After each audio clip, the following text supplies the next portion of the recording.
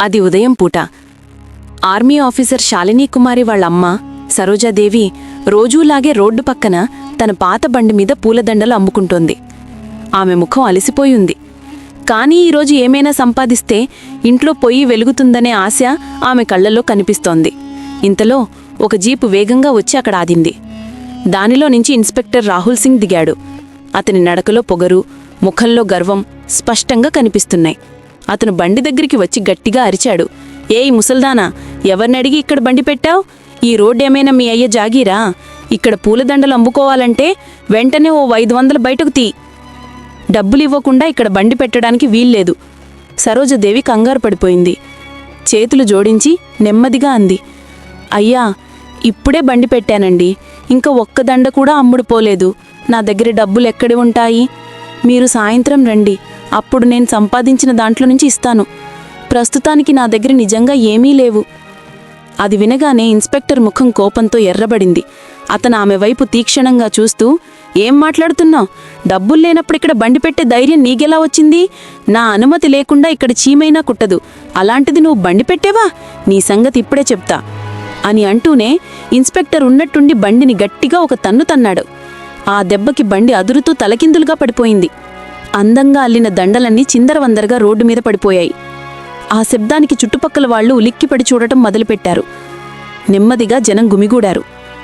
సరోజాదేవి గుండె పగిలిపోయింది. కళ్ల నుంచి నీళ్లు దారగా కారసాగాయి. ఆమె కింద కూర్చొని ఏడుస్తూ బండిమీద నుంచి పడిపోయిన దండల్ని ఏరుకోసాగింది. వణుకుతున్న గొంతుతో అంది, అయ్యా, ఈ బండియే నా జీవనాధారం. ఈ దండలు అమ్మకపోతే నా ఇల్లు ఎలా గడుస్తుంది? దయచేసి ఇలా చేయకండి. నా బతుకు నాశనమైపోతుంది. నేను సాయంత్రం కల్లా డబ్బులిస్తాను, కానీ ఇప్పటికి నన్ను క్షమించండి. కానీ ఆ ఇన్స్పెక్టర్కి కొంచెం కూడా జాలి కలగలేదు. అతని కళ్లల్లో అధికారం, బలం అనే మత్తుంది. అతను గర్జిస్తూ అన్నాడు, ఓ ముసల్దానా, ఎక్కువ సాకులు చెప్పకు. డబ్బులిస్తావా లేక ఇక్కడి నుంచి గెంటేయమంటావా? ఇక్కడ బండి పెట్టుకోవాలంటే నాకు వాటా ఇవ్వాల్సిందే, అర్థమైందా? అని చెప్పి కోపంతో సరోజాదేవి చెంప మీద గట్టిగా ఒక్కటి కొట్టాడు. ఆ చప్పుడుకి బజారంతా నిశ్శబ్దమైపోయింది. ముసలావిడ సరోజాదేవి కిందపడిపోయింది. ఆమె చేతులు వణుకుతున్నాయి. ముఖంలో తీవ్రమైన బాధ స్పష్టంగా కనిపిస్తోంది. అయినా ఆమె ధైర్యం కూడగట్టుకొని రోడ్డు మీద పడిపోయిన దండలను ఏరుకోవడం మొదలుపెట్టింది. చుట్టూ ఉన్న జనమంతా తమాషా చూస్తున్నారు. ఒక్కరు కూడా ముందుకు వచ్చి ఆమెకు సాయం చేసే ధైర్యం చేయట్లేదు.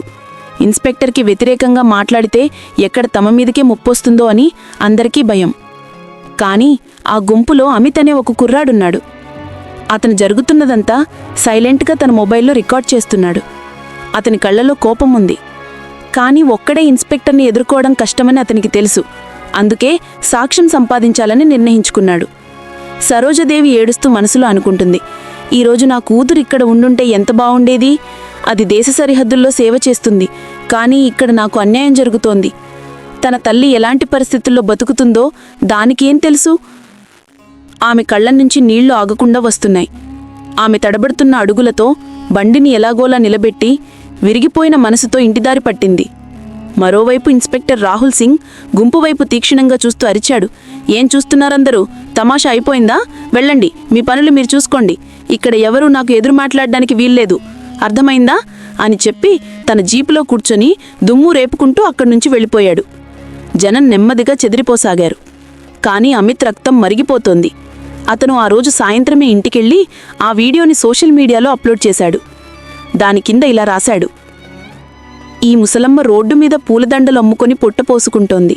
కానీ ఇన్స్పెక్టర్ రాహుల్ సింగ్ ఆమెను లంచం అడిగాడు. ఆమె డబ్బులు ఇవ్వన్నని చెప్పడంతో అతను బండిని పడగొట్టి ఆమెను చంపదెబ్బ కూడా కొట్టాడు. ఇది చాలా పెద్ద అన్యాయం. న్యాయం జరగాలి. చూస్తుండగానే ఆ వీడియో సోషల్ మీడియాలో వైరల్ అయిపోయింది. లక్షల మంది దాన్ని చూశారు. ఊరూరా ప్రజల గుండెల్లో ఆగ్రహం కట్టలు తెంచుకుంది. సుమారు గంట తర్వాత ఆ వీడియో శాలిని మొబైల్కి కూడా చేరింది. వీడియో చూడగానే ఆమె గుండెల్లో మంట పుట్టింది. ఆమె ఒక్కసారిగా లేచి నిలబడింది. కళ్లల్లో నీళ్లున్నాయి. కానీ మనసులో ఒక గట్టి సంకల్పం ఏర్పడింది. నేను ఇంట్లో ఉండుంటే మా అమ్మకిలా జరిగుండేది కాదు. ఆ ఇన్స్పెక్టర్ మా అమ్మకి చాలా అన్యాయం చేశాడు. వాడి నేను వదలను. ఆ సంకల్పంతో శాలిని వెంటనే సెలవు తీసుకొని సాయంత్రం 4 గంటలకి ఇంటికి చేరుకుంది. తల్లి కూతురిద్దరూ ఒకరినొకరు గట్టిగా కౌగిలించుకున్నారు. సరోజాదేవి కళ్ళ నుంచి నీళ్లు కారుతున్నాయి. శాలిని తన తల్లిని ఓదారుస్తూ, అమ్మా, నీకు జరిగింది చాలా అన్యాయం. అందుకే నేను ఇంటికొచ్చాను. నువ్వు ఇక భయపడాల్సిన బాధపడాల్సిన అవసరం లేదు. నేను ఆ ఇన్స్పెక్టర్కి బుద్ధి చెప్తాను. వాడు నీకు చేసిన దానికి చట్టప్రకారం బదులు తీర్చుకుంటాను. వాడు చట్టానికి వ్యతిరేకంగా పనిచేశాడు. నేను వాణ్ణి సస్పెండ్ చేయించి న్యాయం జరిగేలా చూస్తాను. నువ్వు ప్రశాంతంగా ఉండు. మరుసటి రోజు ఉదయం శాలిని గులాబీ రంగు చీర కట్టుకొని తల్లికి ధైర్యం చెప్పి పోలీస్ స్టేషన్కి బయలుదేరింది. బజారు వైపు వెళుతుండగా రోడ్డుకు అవతలి వైపున్న సమోసా బండి మీద ఆమె దృష్టి పడింది. ఇన్స్పెక్టర్ రాహుల్ సింగ్ అక్కడున్న బండివాడి దగ్గర లంచం అడుగుతున్నాడు. శాలినికి కోపం కట్టలు తెంచుకున్నాయి. కానీ ఆమె చట్టం యొక్క హద్దులను, తన పదవి యొక్క బాధ్యతను గుర్తు చేసుకుంది. అందుకే కోపాన్ని అదుపులో పెట్టుకుని స్టేషన్ వైపు నడిచింది. స్టేషన్లో SHO సంజయ్ యాదవ్ కూర్చుని ఉన్నారు. శాలిని సమయం వృధా చేయకుండా తన ప్రభుత్వ గుర్తింపు కార్డును ఆయన చేతికిచ్చి, నేను ఆర్మీ ఆఫీసర్ శాలిని కుమారిని, ఇన్స్పెక్టర్ రాహుల్ సింగ్కి వ్యతిరేకంగా ఫిర్యాదు చేయడానికి వచ్చాను. నిన్న ఉదయం అతను మా అమ్మతో రోడ్డు మీద దారుణంగా ప్రవర్తించాడు. మా అమ్మని చంపదెబ్బ కొట్టాడు, లంచం అడిగాడు, బండిని పడగొట్టాడు. అందరి ముందు మా అమ్మని అవమానించాడు. ఇదంతా చట్టానికి వ్యతిరేకం. నేను ఫిర్యాదు నమోదు చేయించడానికి వచ్చాను. దయచేసి వెంటనే చర్యలు తీసుకోండి. సంజయ్ యాదవ్ అన్నారు. మీరు చెప్పేది నిజమో కాదో తేలాలంటే మాకు సాక్ష్యం కావాలి. అలాగే సాక్షులు కూడా కావాలి. శాలిని వెంటనే మొబైల్ తీసి వీడియోని సంజయ్ యాదవ్కి చూపించింది. వీడియో చూడగానే ఇన్స్పెక్టర్ నిజంగానే నేరం చేశాడని SHOకి అర్థమైంది. చర్యలు తీసుకోకపోతే విషయం ఇంకా పెద్దగవుతుందని ఆయన మనసులో అనుకున్నారు. ఆయన శాలినితో అన్నారు, మీరు నిశ్చింతగా ఉండండి. మేము ఇన్స్పెక్టర్ రాహుల్ సింగ్పై చర్యలు ప్రారంభిస్తాము. కానీ దీనికి మీకు సాక్షులు అవసరం. అవి లేకపోతే కేసు త్వరగా ముగిసిపోవచ్చు, న్యాయం జరగకపోవచ్చు. అందుకే సాక్ష్యాలను తీసుకురావడానికి ప్రయత్నించండి. శాలిని ఇంటికి చేరుకున్నప్పుడు ఆమె మనసులో ఎన్నో ప్రశ్నలు, గందరగోళం. ఇన్స్పెక్టర్కి వ్యతిరేకంగా కేవలం ఒక వైరల్ వీడియో సరిపోద్దని ఆమెకు తెలుసు. ఇంకా బలమైన సాక్షులు ఉంటేనే చట్టం తమ వైపు నిలుస్తుంది. కొంచెంసేపు ఆలోచించి తన పాత ల్యాప్టాప్ తీసి ఆ వీడియోని మొదట అప్లోడ్ చేసిన సోషల్ మీడియా ఐడి కోసం వెతకడం మొదలుపెట్టింది. కొద్దిసేపు ప్రయత్నం తర్వాత ఆ ఐడి దాని యజమాని అయిన అమిత్ వివరాలు దొరికాయి. శాలిని నేరుగా అమిత్ ఇంటికి వెళ్ళింది. తలుపు తీయగానే ఎదురుగా అదే కుర్రాడు నిల్చొని ఉన్నాడు.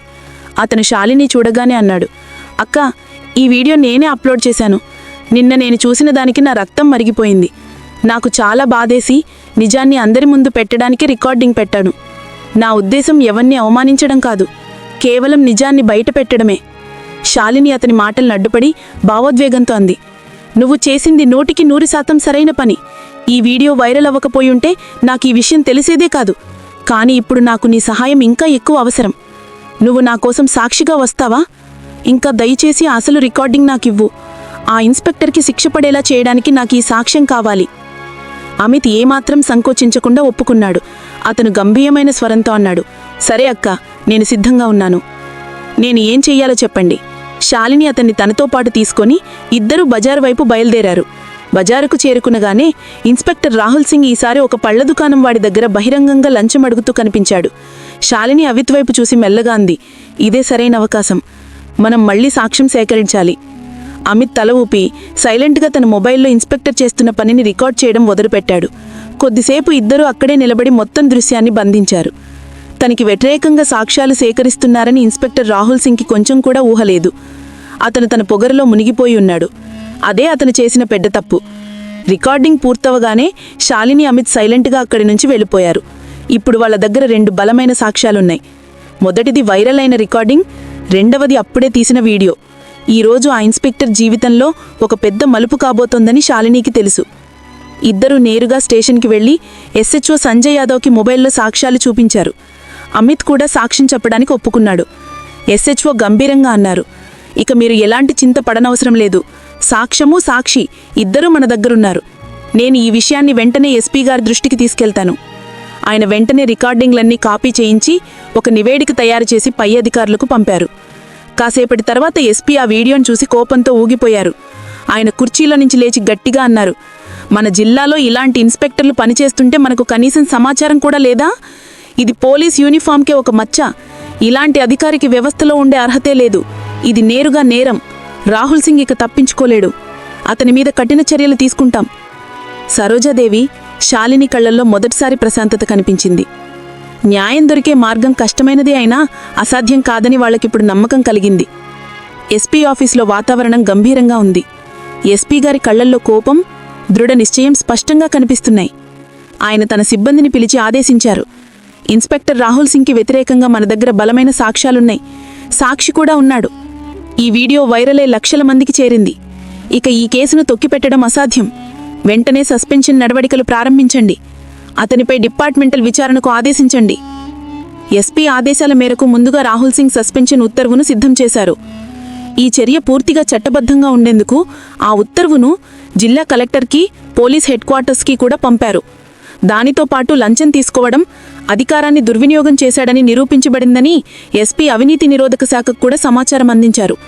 మరుసటి రోజే పోలీస్ స్టేషన్లో సిబ్బంది అందరి ముందు అధికారిక ఉత్తర్వును చదివి వినిపించారు. ఇన్స్పెక్టర్ రాహుల్ సింగ్ లంచం డిమాండ్ చేసినందుకు, అధికారాన్ని దుర్వినియోగం చేసినందుకు, పౌరులతో దురుసుగా ప్రవర్తించినందుకు, చట్టానికి వ్యతిరేకంగా పనిచేసినందుకు మిమ్మల్ని తక్షణమే సస్పెండ్ చేయడం జరుగుతోంది. అలాగే మీపై అవినీతి నిరోధక చట్టం 1988 సెక్షన్ 7(13) కింద మరియు భారతీయ శిక్షా స్మృతిలోని సెక్షన్ 323 దాడి చేయడం, 504 అవమానకరంగా దూషించడం, 506 బెదిరించడం, 166 ప్రభుత్వ ఉద్యోగి చట్టాన్ని ఉల్లంఘించడం కింద ఎఫ్ఐఆర్ నమోదు చేయబడుతోంది. ఇది వినగానే స్టేషన్లోని వాతావరణం మారిపోయింది. ఒక అధికారి మీద ఇంత కఠినమైన చర్య తీసుకోవడం ఇదే మొదటిసారి కావడంతో చాలామంది పోలీసులు ఆశ్చర్యపోయారు. కానీ ఈ వార్త ప్రజల్లో, సోషల్ మీడియాలో కార్చిచ్చులా వ్యాపించింది. చివరికి జ్ఞానం జరుగుతోంది, పేదవాడి గొంతు వినబడింది అని ప్రజలు అనుకోసాగారు. ఆ రోజు సాయంత్రమే పోలీస్ బృందం ఇన్స్పెక్టర్ రాహుల్ సింగ్ని అధికారికంగా అరెస్ట్ చేసింది. అరెస్ట్ చేసే సమయంలో అతని ముఖంలో ఆ పొగరు, గర్వం మాయమయ్యాయి. చేతులకు బేడీలు పడగానే కంగారుపడి, అయ్యా తప్పు జరిగిపోయింది, నన్ను వదిలేయండి అని వేడుకున్నాడు. కానీ ఎస్పీ కఠిన స్వరంతో అన్నాడు, నీకు ఈ యూనిఫామ్ ఇచ్చింది ప్రజలకు సేవ చేయడానికి గాని పేదవాళ్లను అణచివేయడానికి, లంచాలు తీసుకోవడానికి కాదు. చట్టం కంటే ఎవరూ గొప్పవాళ్లు కాదు. ఇక నీకు కోర్టే శిక్ష వేస్తుంది. అరెస్టు వార్త వినగానే బజార్లో ఆనందం వెల్లువిరిసింది. నిన్నటి వరకు మౌనంగా తమాషా చూస్తున్న జనం ఇప్పుడు ఒక్క గొంతుతో న్యాయం జరిగింది, ఇక పేదవాడి గొంతును ఎవరూ నొక్కలేరు అని అంటున్నారు. సరోజాదేవి కళ్ల నుంచి నీళ్లు వచ్చాయి. కానీ ఈసారి అవి బాధతో వచ్చినవి కాదు, ప్రశాంతత, విజయంతో వచ్చిన కన్నీళ్లు. ఆమె తన కూతురు శాలిని చేతిని పట్టుకుని, అమ్మా, నువ్వు నిజంగా నా పరువు నిలబెట్టావు. నా కూతురు దేశాన్ని రక్షించడమే కాదు, తన తల్లికి, సమాజానికి కూడా అండగా నిలబడుతుందని ఈరోజు నేను గర్వంగా చెప్పుకుంటున్నాను అంది. శాలిని నవ్వి, అమ్మా, ఇది నీ విజయం మాత్రమే కాదు, అన్యాయాన్ని సహిస్తూ మౌనంగా ఉండిపోయే ప్రతి పేదవాడి విజయం అంది.